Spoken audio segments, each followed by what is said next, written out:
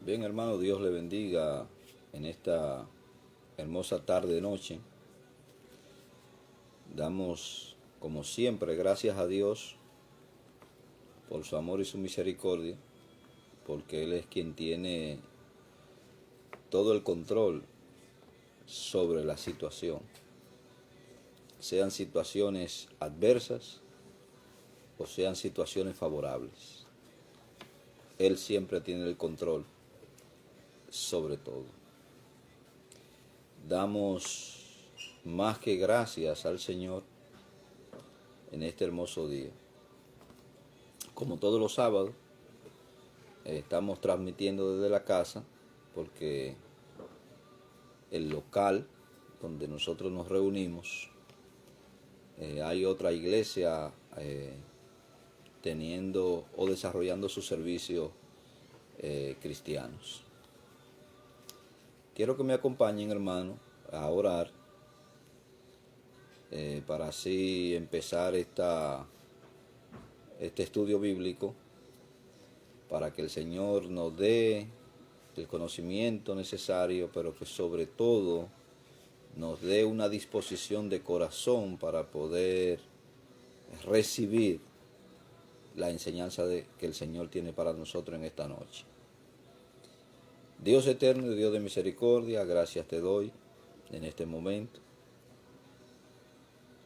Bendice a cada uno de los oyentes, tanto de las personas que se van a conectar como de aquellos que lo van a escuchar. Bendícele en el nombre poderoso de Jesús. Permite que puedan crecer y que el estudio, lo que vayamos a hablar en esta noche, sea de edificación y de consolación para toda la iglesia de Cristo. Te pido, Señor, en el nombre de Jesús, que tú seas quien derribes las murallas que muchos cristianos han puesto a su alrededor para hacer inconscientemente oídos sordos a tu palabra. Permítele conocer la verdad escritural en el nombre poderoso de Jesús. Gloria sea el nombre del Señor. Damos en el nombre poderoso de Jesús un saludo caluroso a nuestro hermano y amigo Kaki, quien es un fiel oyente de cada una de las predicaciones o enseñanzas que llevamos por estos medios. Sé por testimonio personal en el caso de él y en el caso de muchos otros hermanos, como nuestra hermana Joana de Nicaragua, nuestra hermana Altagracia Terrero, nuestra hermana Consuelo y muchos otros hermanos que reciben la enseñanza de la palabra del Señor. Pero en especial quisiera reconocer a nuestro hermano Kaki, aunque le llamo hermano por un asunto de fe, porque sé que él va a venir a los pies del Señor. Así que la iglesia de aquí estará orando por su conversión para que el Señor pueda avivar en él o despertar en él esa disposición para el arrepentimiento. Así que en el nombre del Señor recibe bendiciones de parte del Señor. En el nombre poderoso de Jesús. Te amamos, mi hermano y mi amigo Kaki, en el nombre poderoso de Jesucristo. Bien, hermano, como hemos venido tratando durante ya varias semanas, estamos introduciéndonos poco a poco en el terreno de los dones espirituales, aunque hemos tocado muchos puntos fundamentales de la enseñanza bíblica y necesaria para que el cristiano tenga un fundamento en la palabra del Señor. El miércoles pasado quiero hacer un recuento para poder conectar, seguir la misma corriente. El miércoles pasado hice la pregunta que para quién o para quiénes son los dones espirituales. Naturalmente decíamos que los dones espirituales son para los que son miembros del cuerpo de Cristo. No todo el que está en la congregación es un recipiente o es un receptor apropiado para que los dones sean manifestados en él o en ellos.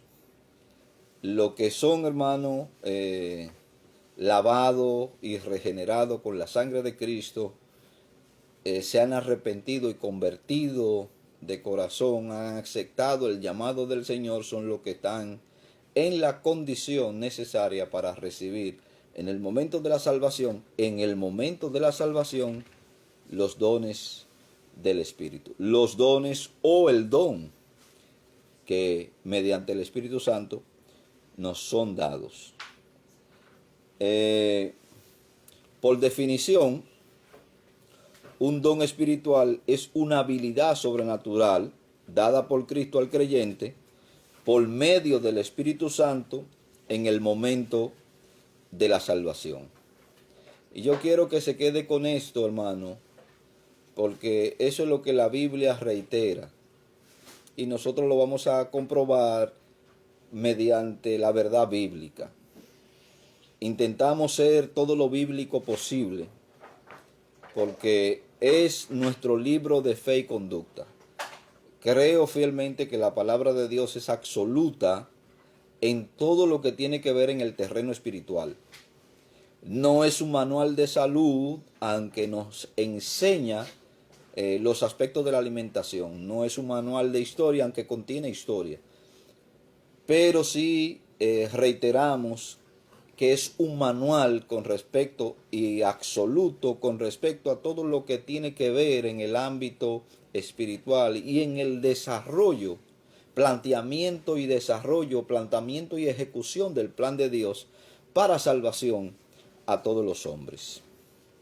Todos los creyentes, habiendo recibido la unción del Espíritu, son receptores de el don o los dones espirituales. Cuando yo digo los dones, hermano, no me refiero al hecho de que pueda haber una persona que tenga todos los dones.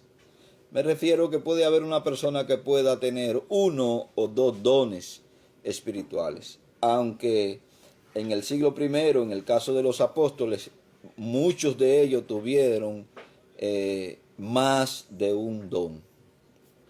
Por eso digo él o los dones, refiriéndome que puede tener uno o más de uno.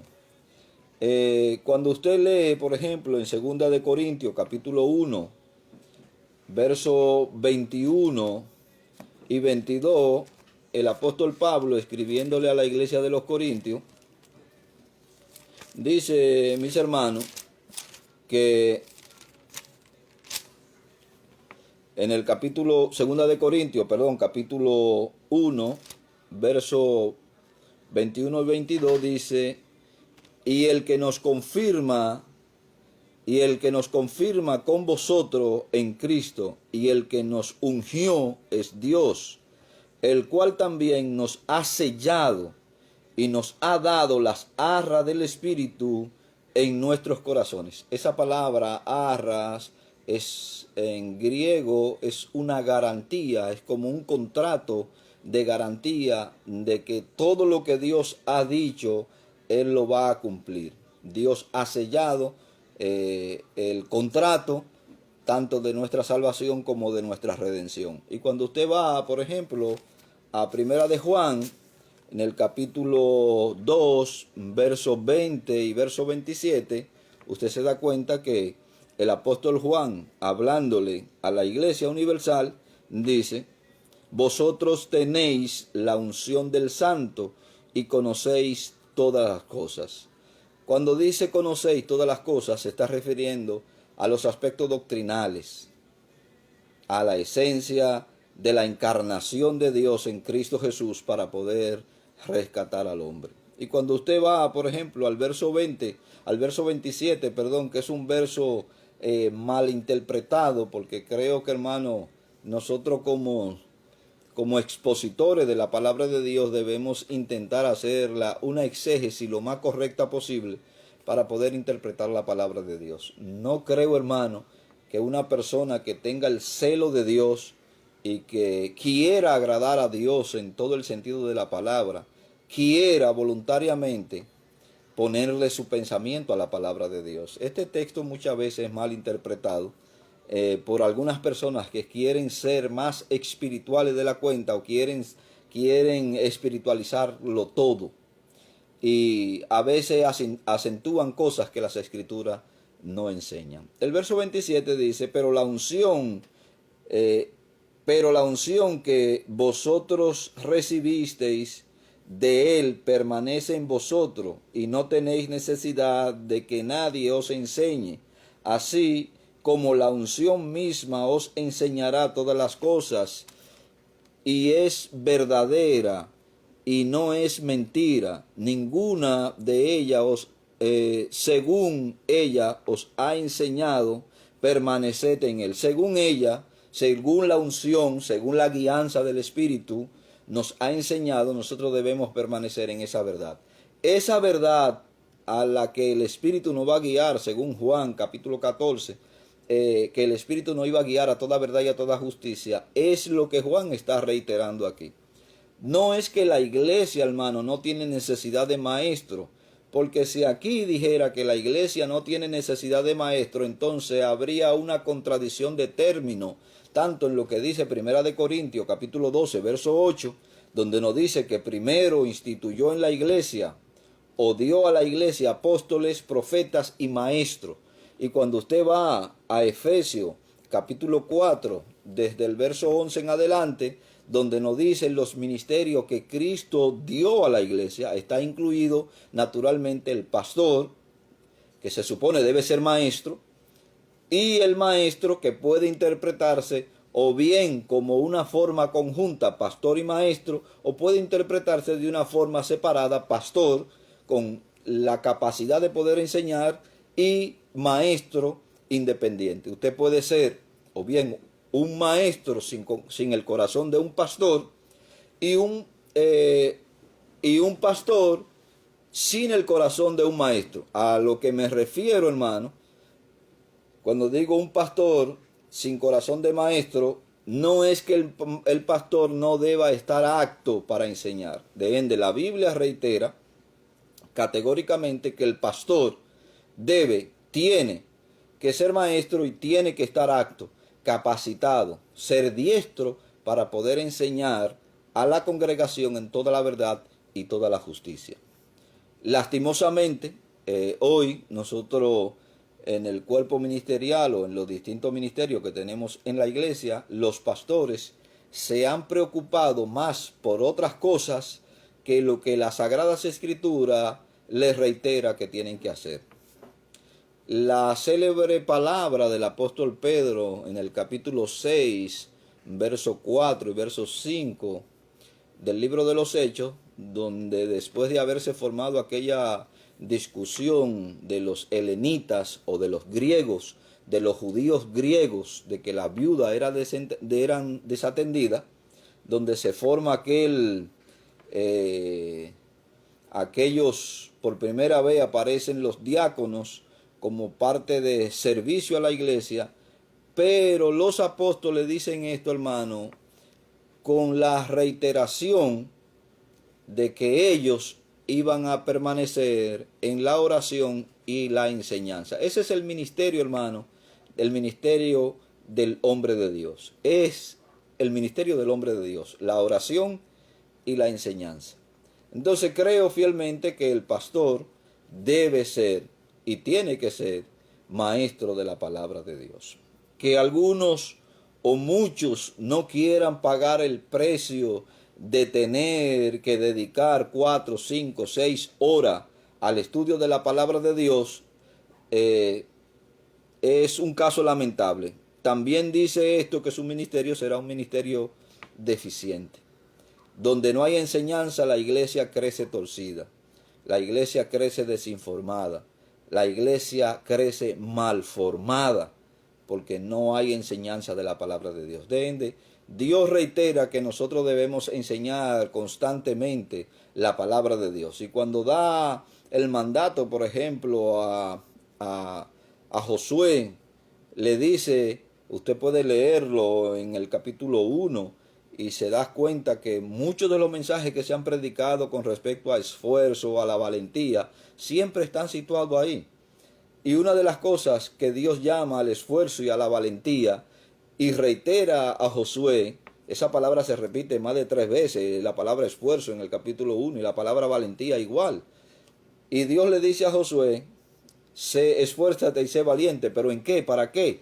No solamente para entrar y pelear, sino para guardar todo lo que te dice este libro de la ley, es decir, para guardar todo lo que el decano, no solamente los 10 mandamientos, sino todo lo que tiene que ver con ese cuerpo, esos 5 libros que nosotros llamamos Pentateuco, los primeros 5 libros de la Biblia, para guardar lo que ellos dicen. Y entonces todo lo que tú hagas te saldrá bien. De ahí, hermano, partiendo de ahí, desde esas enseñanzas hasta el final del libro de la Biblia, nosotros debemos enseñar constantemente y ser constante y sistemático en la enseñanza de la palabra de Dios, que es la que nos va a hacer a nosotros crecer verticalmente para con el Señor. De tal forma, hermano, que no es que la iglesia, muchos interpretan este texto diciendo que no hay necesidad de que se le enseñe porque el Espíritu te lo va a enseñar todo. No es lo que dice el verso 27. Nosotros debemos interpretar la Biblia en todo el conjunto de lo que la Biblia enseña. No podemos hacer una doctrina de un verso bíblico. El Espíritu Santo nos va a guiar a toda verdad. Y el Espíritu Santo ha adoptado a hombres para que puedan enseñar e instruir a la iglesia. Así que de tal forma, hermano, que usted tiene la unción del santo. La unción no se refiere, hermano, tampoco a la interpretación que se le han dado de andar saltando y haciendo desorden en las congregaciones. Personas que con un estilo semejante a los ritos hindúes, donde se mueve el kundalini como filosofía, eso no es, hermano, unción ni es avivamiento. El avivamiento, hermano, tiene que ver con el conocimiento y la aplicación de la palabra de Dios en la vida del hombre, que es la que rige al hombre. Ahora bien, la unción no tiene nada que ver con eso, con saltar, ni con hablar mucha barrabasada, ni hablar lo que se le denominan por ahí lenguas extrañas que no tienen ningún tipo de interpretación, que no edifican ni al que la habla en tal caso, ni al que la escucha, porque no hay quien interprete este tipo de lengua. Cosa que vamos a explicar más adelante, lo que son las grosalías, como se define en el griego, si son idiomas o si son idiomas angelicales, como la Biblia puede enseñar. Entonces tenemos que estar claro, hermano, que la unción no tiene que ver con el desorden ni la gritadera dentro de la iglesia, ni tampoco tiene que ver con la excitación musical dentro de la iglesia. La unción del santo tiene que ver con lo que Dios ha depositado en usted. Algunos lo denominan el sello, como dice 2 de Corintios, capítulo 1, verso 21. Y el libro de los Romanos, que nos dice que nosotros hemos sido sellados con el Espíritu Santo para el día de nuestra redención. Y hay quienes a veces o interpretan lo que es el bautismo del Espíritu con lo que es el sello. Hermano, el bautismo del Espíritu no tiene nada que ver con señales extraordinarias. Tiene que ver con el sello. Usted no puede ser bautizado en el Espíritu si no es sellado por el Espíritu. Usted no puede ser salvo si el Espíritu Santo no lo llama, lo convence de pecado y habita en usted. No puede ser salvo. Y a esa unción es la que el apóstol Juan se está refiriendo. Ahora bien, esos dones espirituales son capacidades sobrenaturales concedidas a cada creyente en vista de la función que tiene dentro del cuerpo. Cuando usted va, por ejemplo, a 1 Corintios, capítulo 12, versos 7 y verso 11, nos dice claramente: pero a cada uno le es dada la manifestación del Espíritu para provecho propio y para provecho de toda la congregación. En el verso 11, pero todas estas cosas las hace uno y el mismo Espíritu, repartiendo a cada uno en particular como Él quiere. Los dones no van a venir por preferencia ni por elección. Los dones van a venir porque el Espíritu se lo va a dar a usted, me lo va a dar a mí, como Él quiere. Lo que Él crea que nosotros le vamos a dar, la verdadera utilidad, Él nos los va a dar. No lo que nosotros querramos. Y eso nosotros lo podemos ver, hermano, en el capítulo 12, 13 de 1 Corintios, esa discusión que habían allí, porque algunos deseaban dones espectaculares para mostrarlo, inclusive hasta para humillar a los que tenían dones que no eran tan manifiestos. Es como si quisieran los dones para brillar, para robarse el show, porque ellos querían ser exaltados y ensalzados por la congregación. De ende, Pablo reprende duramente a aquellos que tienen esta práctica dentro de la iglesia de los Corintios.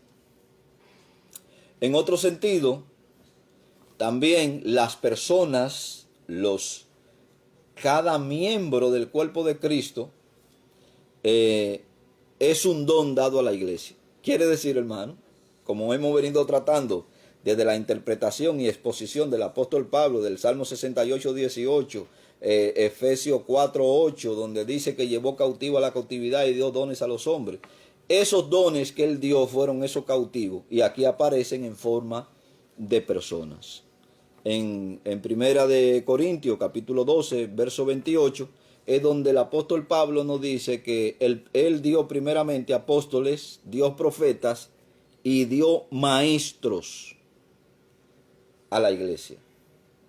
Aunque en Efesios aparecen los maestros de último, Pablo dice en Corintios que lo primero que él dio fueron estos ministerios a la iglesia. Vaya conmigo al capítulo 12 de 1 Corintios y echemos un vistazo ahí, hermano, a ver si es verdad lo que las escrituras dicen. Intentamos ser lo más escritural posible. En el verso 28 dice: y a uno puso Dios en la iglesia, primeramente apóstol, luego profeta, y lo tercero maestro. Quiere decir que el Señor está reiterando, hermano, una y otra vez: hay dones de continuación y dones consolidantes, dones fundantes. Esos dones fundantes nosotros los vamos a encontrar en los apóstoles y los profetas. Por eso dice el apóstol Pablo en el capítulo 2, verso 20 del libro de los Efesios, que ellos pusieron el fundamento, son fundantes. Y que los otros dones, tanto como el de maestro, pastor y maestro, evangelista, son dones consolidantes, son lo que nos van a consolidar a nosotros en ese fundamento que echaron los apóstoles y los profetas. Hago una salvedad aquí, hermano, porque muchos piensan que los profetas que habla el apóstol Pablo aquí son los profetas del Antiguo Testamento. Los profetas que habla el apóstol Pablo aquí no son los profetas del orden del Antiguo Testamento o del Primer Testamento. Los profetas del Primer Testamento no sabían absolutamente nada con referente a la iglesia, con lo cual no podían profetizar ni enseñar con respecto a la iglesia. Estos profetas que aparecen en el Segundo Testamento o Nuevo Testamento son unos profetas de otro orden. Esos profetas del Primer Testamento llegaron hasta Juan, y el Señor lo especificó claramente. Hasta Juan llegó la ley y los profetas. De ese orden evidencial.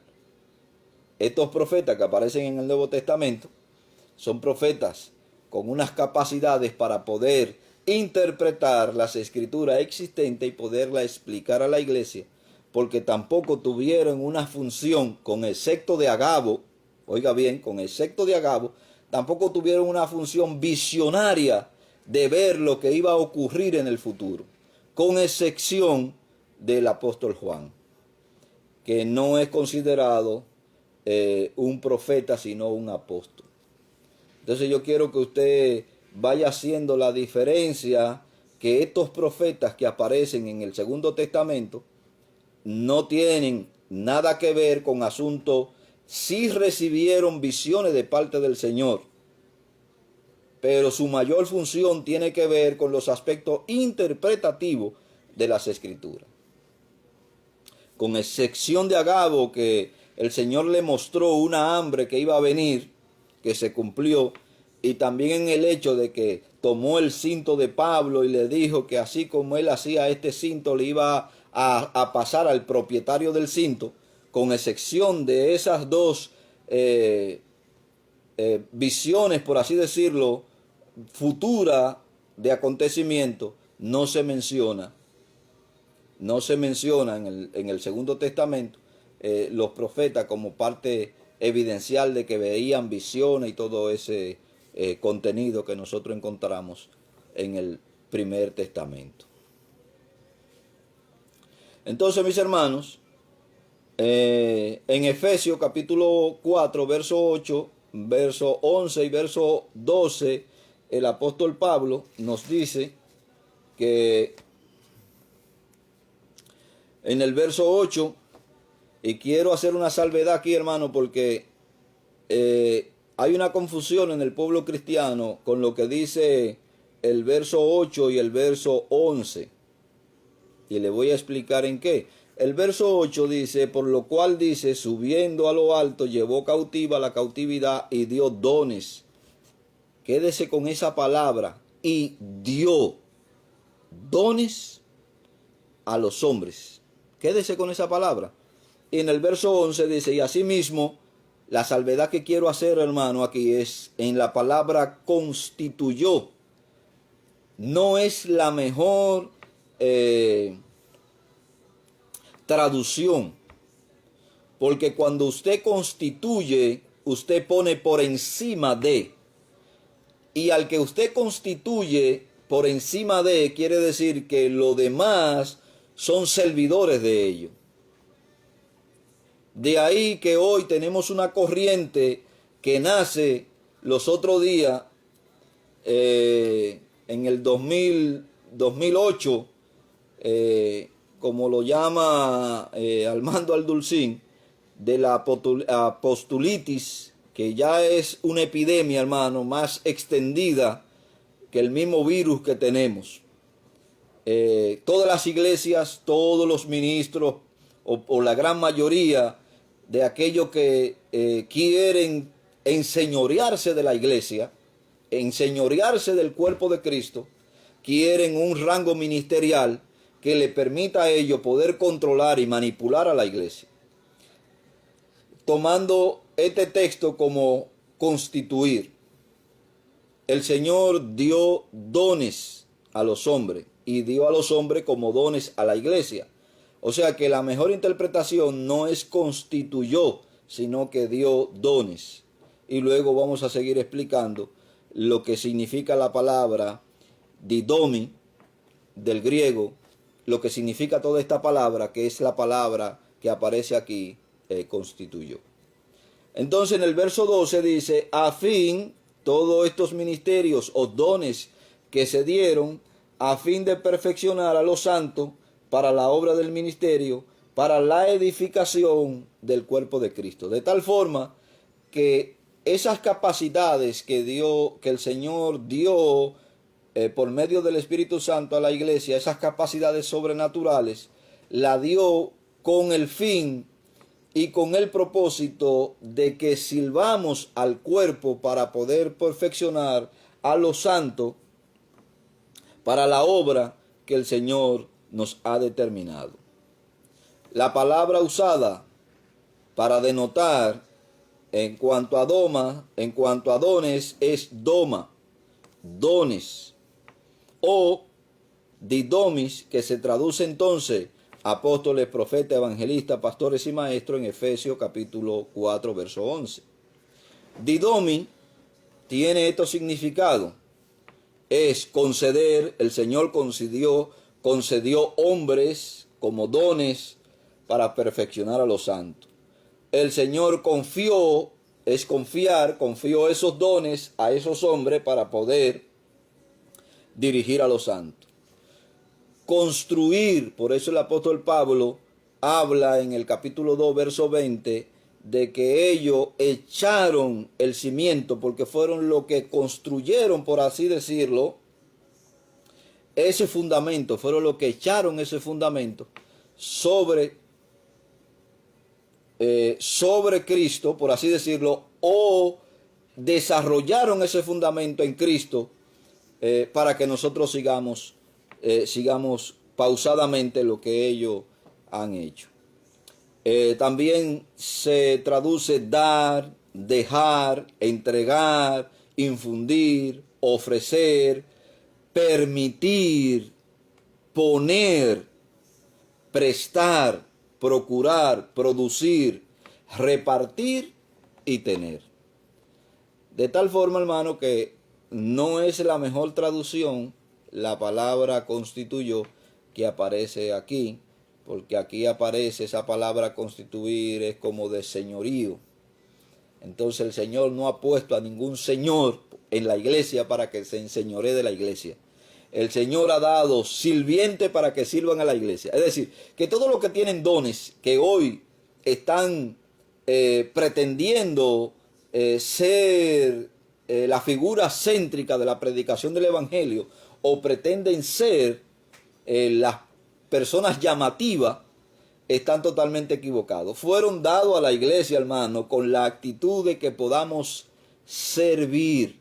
Los pastores, los maestros, los evangelistas, todos los que tienen dones dentro de la iglesia están llamados a un servicio. Le han sido dados los dones para que puedan servir a la iglesia, no para que se sirvan de la iglesia. Y hay muchos que se están sirviendo de la iglesia en calidad de la ignorancia de la iglesia.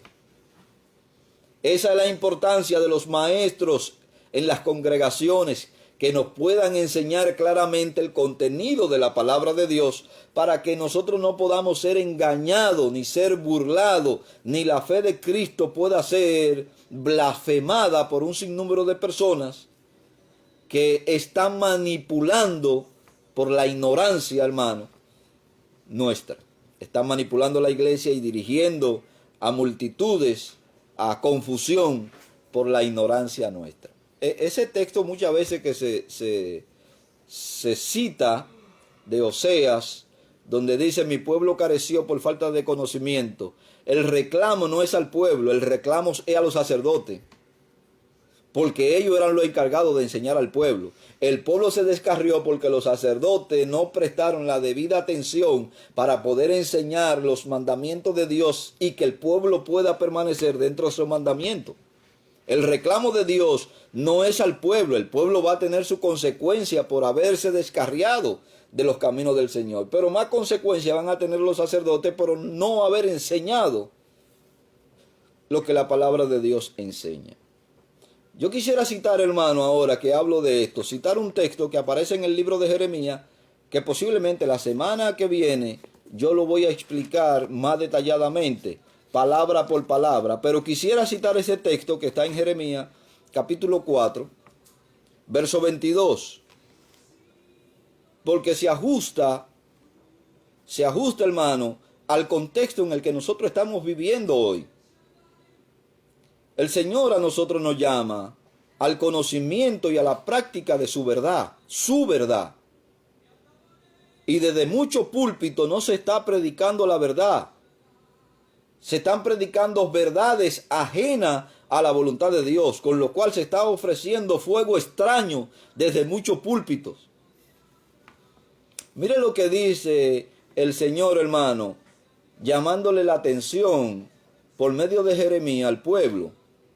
Capítulo 4, verso 22. Porque mi pueblo es necio, no me conocieron, son hijos ignorantes y no son entendidos, sabios para hacer el mal, pero hacer el bien no supieron. Oiga la palabra tan dura que el Señor habla con relación al pueblo de Israel. Esa misma palabra se ajusta, hermano, al pueblo cristiano. Porque nosotros somos y tenemos una ignorancia parida. Es el colmo de la ignorancia, hermano. Porque pensamos que el Espíritu nos lo va a revelar todo. Hermano, lo que Dios tenía que revelar ya lo reveló. Está en las Escrituras. A usted lo que le corresponde es quemarse la pestaña y pedirle a Dios el entendimiento para poder entender las Escrituras y buscar naturalmente las herramientas necesarias para poder interpretar los textos correctamente o ceñirse lo más cercano a la verdad escritural. Ese antiguo refrán que se mencionaba antes y los predicadores, hermano, se llenaban la boca: abre tu boca que yo te la llenaré. Dios le va a llenar la boca a usted de lo que usted tenga lleno el corazón. Si usted tiene el corazón lleno de basura, eso es lo que usted va a soltar. Pero si usted tiene el corazón lleno de la palabra de Dios, rebosante de la palabra de Dios, de ese manantial inagotable, eso es lo que usted va a soltar naturalmente. Usted va a dar la palabra de Dios. Nadie puede dar lo que no tiene. Y si usted está lleno de versos bíblicos, por lo menos preocúpese por saber lo que significa cada verso, para que le pueda dar la interpretación correcta. Así que, hermano, uno de los ministerios menos usados y menos deseados dentro de las congregaciones cristianas es la enseñanza. Uy, es que cuesta mucho ser maestro, hay que leer mucho, hay que investigar, hay que indagar. Es más fácil ser un predicador que te tuerce las escrituras a ser un maestro que te explica las escrituras. Yo no sé si usted está entendiendo lo que yo le estoy diciendo, hermano. Basta ya de que nosotros seamos necios. Basta ya de que seamos ignorantes. Lo dice aquí el texto, el verso 22, hermano. Necio, no me conocieron. Hijos, usted es hijo de Dios. Si usted es hijo de Dios, esto le calza a usted también, hermano. Dice, son hijos ignorantes. Oiga qué palabra madura Dios soltó por medio del profeta Jeremías. Pero está aquí en el canon de las Escrituras para que usted y yo la podamos leer y nos podamos dar cuenta en qué posición estamos nosotros, en qué calidad de servicio estamos nosotros brindando. Entonces, yo quiero que usted entienda, hermano, que usted ha sido llamado a servir y debe servir con la más alta dignidad posible. Dios no le interesa al hombre mediocre o la mujer mediocre. No es que usted no va a caer, no es que usted no va a resbalar, no es que usted en momento no va a desmayar. Todo eso no va a suceder, hermano. No es que usted sea perfecto y que cuando la Biblia emplea ese término perfecto, a fin de que el hombre de Dios sea enteramente perfeccionado, se está refiriendo a la madurez nuestra como cristianos. Entonces, mis hermanos, nosotros debemos entender las funciones o la función de los dones espirituales dentro de la iglesia y de los talentos dentro de la iglesia. ¿Qué diferencia hay, hermano, entre un don y un talento? ¿Qué diferencia hay? Porque hay muchas personas que tienen talento dentro de la iglesia y lo están utilizando dentro del cuerpo de Cristo y se le ha denominado como don. Acuérdese que un don es una capacidad sobrenatural. Pero un talento no es una capacidad sobrenatural. El talento es un conjunto de capacidades sobresalientes para desempeñar una labor o ejercer una actividad. Suele estar asociada a la habilidad innata, porque hay quienes vienen con esa habilidad innata, hermano, la desarrollan, y a la creatividad. Sin embargo, también puede desarrollarse por la práctica. Quiere decir, hermano, que si usted estudia, por ejemplo, es ingeniero, porque usted siente esa vocación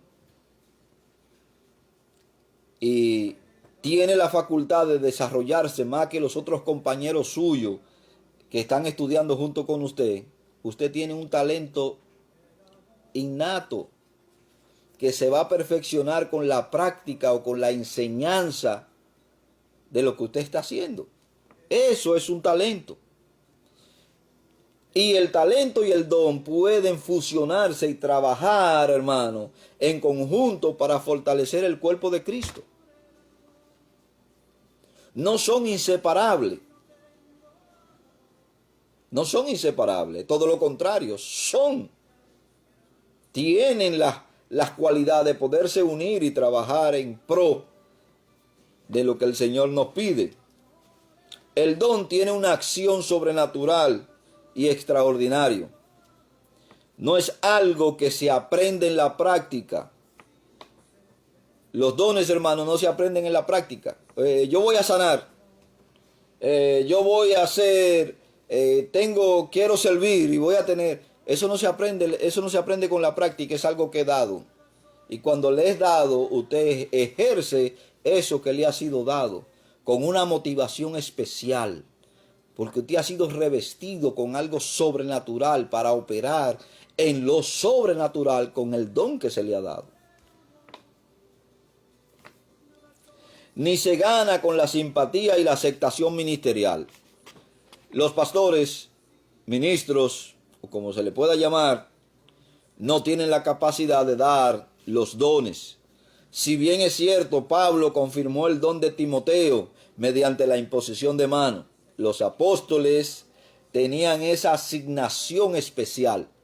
Y eso lo vamos a ver más adelante.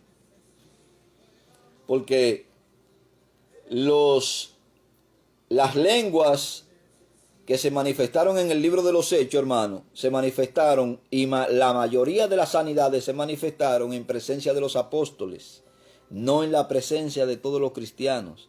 Se puede registrar en el libro de los Hechos, hermano, que hubieron sanidades que se manifestaron en el caso de Bernabé, se manifestaron en el caso de Felipe cuando fue a Samaria, y se manifestaron en el caso de Sila. Después de ahí la Biblia no registra, hermano, con excepción de los 70 y de uno que se encontraron los discípulos que ellos le prohibieron, con excepción de eso, hermano. Todas las sanidades que la Biblia registra y todos los milagros que la Biblia registra y toda la resurrección que la Biblia registra y sanidades que la Biblia registra fueron hechos en presencia de los apóstoles. Los apóstoles tenían la capacidad o la habilidad sobrenatural de poder impartir o confirmar un don que el Espíritu Santo había puesto en ti, que tú no sabías que estaba en ti. Y ellos, mediante la imposición de mano, te declaraban el don o te confirmaban el don que el Espíritu Santo te había dado en el momento en el que tú creíste. Ahora, ¿qué tienen en común entre la habilidad y el don? El don habilita al cristiano para servir y la habilidad o el talento también habilita al que lo tiene para servir. Eso tienen en común, que habilitan a la persona que lo tiene para poder servir. Habilitan y capacitan a una persona y la distinguen de los demás. Y con ello es capaz de realizar diversas acciones. Yo sé que usted se ha topado con personas que son sumamente talentosas. Tienen mucho talento para la música, talento hasta para cierto aprendizaje que se denota. Entonces esos talentos lo habilitan a esa persona para poder ser mayores receptores de lo que ellos quieren aprender y lo distinguen de los demás. En el primer testamento, lo que algunos le llaman Antiguo Testamento, solo unos cuantos elegidos fueron empoderados, y cuando yo utilizo esta palabra empoderado, fue que se le dio el poder por el Espíritu Santo para el servicio espiritual.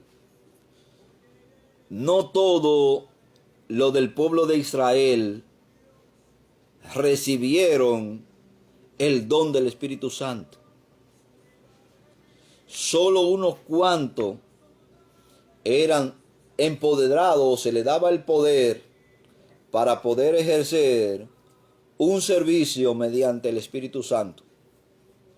Ahí te tiene, en el caso de Elías, de Moisés, caso de Abraham, aunque no se registra en el caso de Abraham que fue invertido del Espíritu Santo, pero tienen ahí en el caso de Elías, en el caso de Samuel, en el caso de Eliseo y en el caso de un sinnúmero de los profetas del primer testamento. Hoy, todo el que es parte del cuerpo de Cristo, absolutamente todo el que es parte del cuerpo de Cristo, posee uno o más de un don. Quiere decir que lo que no tuvieron los antiguos miembros del pueblo de Israel, lo está disfrutando la iglesia, porque la iglesia, hermano, ha sido invertida de la unción del santo. La iglesia ha sido invertida del Espíritu Santo en toda la plenitud. Y eso es lo que enseña la Sagrada Escritura. Así que, hermanos, no se desanime porque usted ve que otra persona puede ser utilizada con dones o el don que Dios le ha dado. Porque también usted tiene dones o el don que Dios le ha dado. Lo único que lo vamos a estar tratando después, vamos a tratar de dar una explicación de Romanos 12, capítulo verso 1 y verso 2, con respecto a esto de los dones espirituales, la razón por la que la iglesia no conoce los dones que posee. Pero eso lo vamos a hacer más adelante. Así que no se desanime porque usted ve que usted no ejerce ningún ministerio ni ejerce ningún don dentro de la iglesia. Lo cierto es que usted tiene los dones porque el Señor se lo ha dado en el momento en que usted creyó en Él. Usted fue capacitado y dotado con esa capacidad sobrenatural para poder ejercer y ministrar en lo sobrenatural. Sin embargo, en el Segundo Testamento o Nuevo Testamento, todo creyente está dotado para servir al cuerpo de Cristo, la iglesia.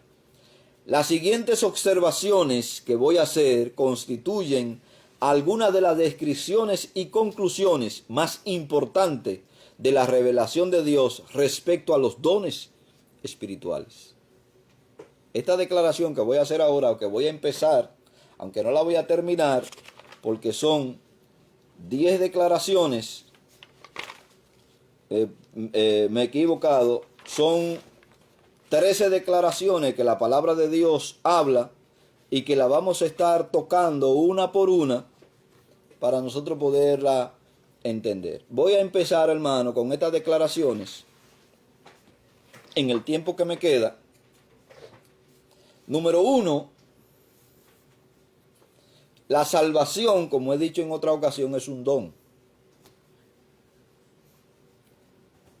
¿Usted sabía que la salvación es un don? Pues si lo sabía, ya sabe igual que yo. Pero los que no lo sabían, que se están enterando ahora, entonces gócese, porque usted es salvo, porque es un don de Dios. Esa palabra, don, es carismata, es decir, un don inmerecido dado por la gracia de Dios. Era algo que usted no se merecía, pero que Dios le ha dado. Cuando usted va a Romanos, capítulo 6, verso 23, donde le dice, la paga del pecado es la muerte, usted estaba sujeto a muerte, Usted era un condenado a muerte. Pero la dádiva, el don, la gracia, la dádiva de Dios es vida eterna. Quiere decir que esa dádiva, esa gracia, le fue dada a usted, le fue imputada a usted cuando usted no se lo merecía. Usted, hermano, era un condenado a muerte. Y lo que dice el apóstol Pablo en Efesios capítulo 2, verso 8, que dice que subiendo llevó cautiva la cautividad y dio dones, ese dio dones a los hombres, fue que dio salvación también a los hombres. Cuando usted va al libro de Tito, en el capítulo 2 del libro de Tito, en el verso 11, dice de la siguiente manera: porque la gracia de Dios se ha manifestado para salvación a todos los hombres. La salvación es un asunto de gracia. No es un asunto, hermano, que le corresponde al hombre. Dios da su gracia a quien Él quiere. No es si usted se quiere salvar o si usted se desea salvar. Dios da la gracia a quien Él quiere. Él pone el querer como el hacer por su santa voluntad. Él es soberano. El barro no le puede decir al alfarero qué figura tiene que hacer el alfarero, sino que el alfarero hace la figura que él quiere, ya sea una figura de honra o una figura de deshonra. Él es soberano y él tiene el poder. Entonces, el punto número 1 es que la salvación carismata es un don de Dios inmerecido, que usted ni yo, ni el más vil pecador, ni el más justo o que se crea justo puede merecerlo. En segundo lugar, con respecto a las declaraciones, el Espíritu Santo es también un don. ¿Usted merece el Espíritu Santo? ¿Estaba Dios obligado a darle el Espíritu Santo a usted? ¿Estaba Dios obligado a habitar dentro de usted? No, no estaba Dios obligado. Es un don, es una gracia. Y ese don que se traduce aquí es carisma, de donde viene la palabra carismático o carisma. Por eso a los pentecostales y a un movimiento que ha surgido dentro de la Iglesia Católica con la misma característica de los pentecostales, que hablan lengua, que danzan, que tocan y que hacen un montón de cosas, se le llama carismático, porque en ello se manifiestan ciertos dones de carisma. Es decir, es inmerecido, dado por la gracia de Dios. ¿Será verdad? ¿Será verdad que el Espíritu Santo es un don? Vamos a ver si es verdad que el Espíritu Santo es un don. Y vamos a confirmarlo por las Escrituras.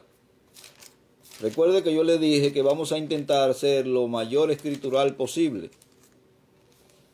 Siempre me acuerdo de esta palabra que decía este gran predicador Charles Spurgeon, donde dice que la verdad, entre la verdad y la mentira hay un hilo tan delgado que muchas veces podemos estar de un lado y estar del otro. Entonces Romanos capítulo 5, verso 5 dice de la siguiente manera: la esperanza no avergüenza, porque el amor de Dios ha sido derramado en nuestros corazones por el Espíritu Santo que nos fue dado. O sea que el Espíritu Santo le fue dado. Cristo lo reiteró en Juan 14, la promesa: no lo voy a dejar huérfano. Pero el Espíritu Santo no fue dado a la iglesia apostólica de aquel entonces. Fue dado a toda la iglesia, al cuerpo de creyentes, por todas las generaciones, hasta que Cristo venga. Cuando usted va a Primera de Tesalonicenses, capítulo 4, verso 8, Mire lo que dice 1 Tesalonicenses 4:8. Así que el que desecha esto, no desecha a hombre, sino a Dios, que también nos dio el Espíritu Santo. Todo el cuerpo de Cristo, todo el creyente tiene que tener el Espíritu Santo. Si usted creyente tiene que tener la unción del Santo, si usted creyente tiene que tener el sello del Santo, si usted creyente tiene que habitar el Espíritu Santo, quien es Dios en usted. Si no es así, usted no es parte de la iglesia de Jesucristo, no es parte del cuerpo redimido de Cristo. Y claro, lo que manifiesta todo esto es lo que dice Gálatas capítulo 5, versos 22, 23, 24, que habla de los frutos del Espíritu. Ahora, cuando usted va a Primera de Juan, capítulo 3, verso 24, mire lo que dice Juan. En el verso 24, Juan dice, y el que guarda sus mandamientos permanece en Dios y Dios en él. Y esto sabemos que Él permanece en nosotros, porque el Espíritu nos ha sido dado. ¿Quiénes son los que se sujetan a Dios según Juan? Son los que tienen el Espíritu Santo. Aquellos que les fuere dado el Espíritu Santo son los que se someten y sujetan a Dios y son los que guardan los mandamientos de Dios. Y cuando yo hablo de los mandamientos, hermano, voy a hacer siempre esta salvedad. Porque los mandamientos, hermano, ha sido dado por ordenanza y esas ordenanzas tienen aspectos rituales y aspectos ceremoniales, pero también tienen aspectos morales. Nosotros debemos obedecer los mandamientos de Dios, todo lo que tiene que ver con la moralidad, no con la ritualidad. Porque no podemos ofrecer un cordero, ni ofrecer una palomita, ni ofrecer nada de eso. Ya Cristo fue nuestro cordero. Y con respecto al sábado, Cristo es nuestro descanso.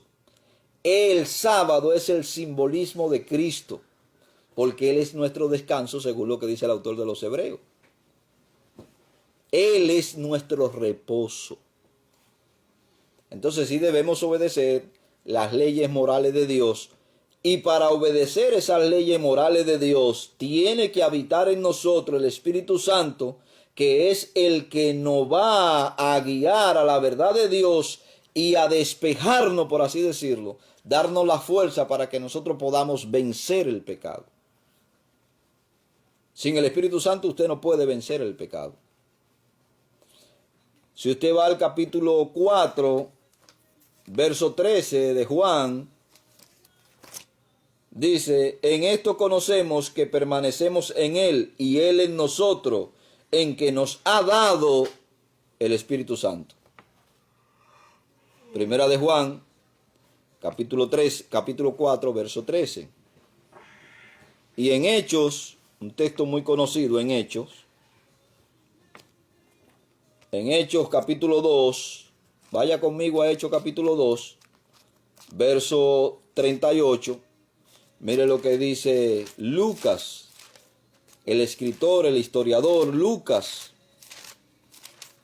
dice Lucas en el capítulo 2, verso 38, Pedro les dijo, arrepentíos y bautícese cada uno de vosotros en el nombre de Jesucristo para perdón de los pecados y recibiréis el don del Espíritu Santo. Todo el que se arrepiente recibe el perdón de Cristo y naturalmente después que es hecho discípulo es llevado a las aguas, pero no porque es llevado a las aguas recibe el don del Espíritu Santo. Recibe el don del Espíritu Santo cuando hay una verdadera conversión y usted recibe el don del Espíritu Santo en el momento de la conversión, que es el que lo va a capacitar a usted para poder vivir una vida cristiana. Cuando usted va al capítulo 10 del libro de los Hechos, en el verso 45 del capítulo 10, mire lo que dice Lucas. Y los fieles de la circuncisión que habían venido con Pedro se quedaron atónitos de que también sobre los gentiles se derramó el don del Espíritu Santo. Quiere decir que la iglesia es inmergida, es llena del don del Espíritu Santo. Todos los cristianos tienen la unción del Santo, tienen el bautismo del Espíritu Santo, tienen al Espíritu Santo morando dentro de ellos. Que en aquel día es ese sello quien lo va a identificar a usted de lo que usted es y de lo que usted no es. Así que, hermano, revise bien estos textos, analice bien estos textos, porque estos textos, hermano, dicen categóricamente que toda la iglesia tiene el don del Espíritu Santo, la unción del Espíritu Santo y el sello del Espíritu Santo, que en definitiva no existe una sin la otra. Si usted tiene sello, tiene la unción. Si tiene la unción, tiene el don del Espíritu Santo. No hay como tal diferencia entre una cosa y otra. Hemos descontextualizado la palabra de Dios tras una doctrina, hermano, un poquito hasta extraña, de decir que cuando usted es bautizado, usted tiene que hablar en lengua. Eso lo vamos a estudiar más adelante. La manifestación de la lengua en presencia de los apóstoles y la razón por la que esos gentiles hablaron lengua en presencia de los apóstoles. Para concluir, quiero leer el libro de Hebreos, capítulo 6, verso 5, y con esto voy a concluir. Asimismo, gustaron de la buena palabra de Dios y de los poderes del siglo venidero. Así que, mis hermanos, Dios me le bendiga, Dios me le guarde, y que puedan meditar en la palabra que hemos hablado hoy, reflexione sobre ella, digiérala y medite en ella. Dios me le bendiga y Dios me le guarde. Dios eterno y Dios de misericordia, gracias en el nombre poderoso de Cristo. Bendice a cada uno de mis hermanos y permite que esta palabra puedan ser de bendición a cada creyente en el nombre poderoso de Jesús. Amén, Señor Jesús. Amén.